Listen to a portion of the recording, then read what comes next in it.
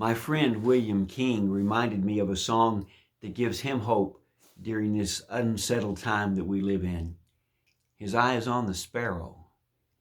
I did a little research and found on umcdisciples.org that Sevilla de Free Martin, who lived from 1866 to 1948, wrote the song His Eye is on the Sparrow in 1905. And she's provided one of the most influential and often recorded church hymns. Her husband was a Baptist preacher who became a member of the Disciples of Christ.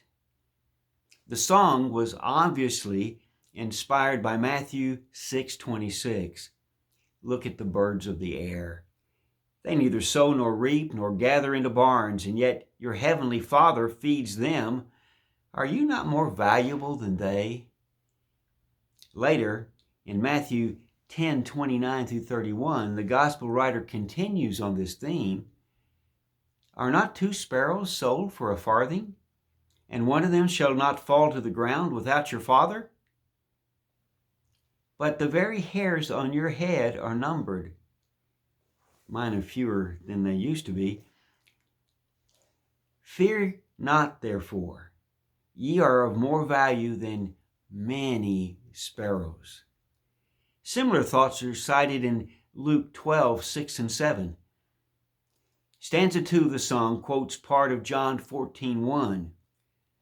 Let not your heart be troubled.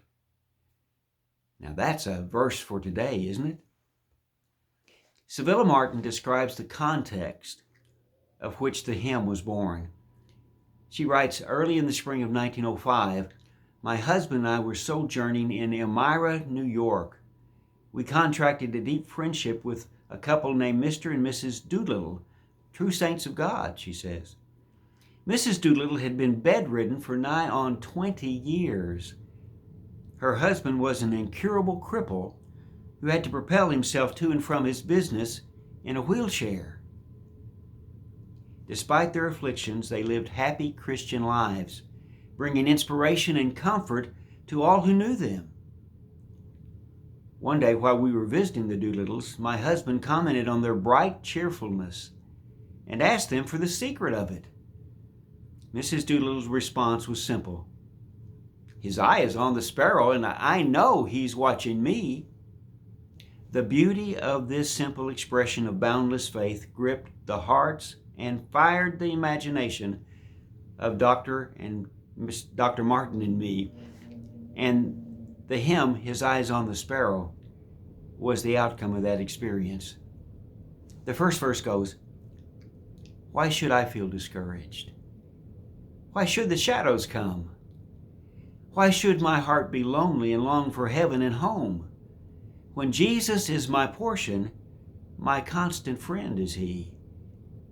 His eye is on the sparrow, and I know He watches me.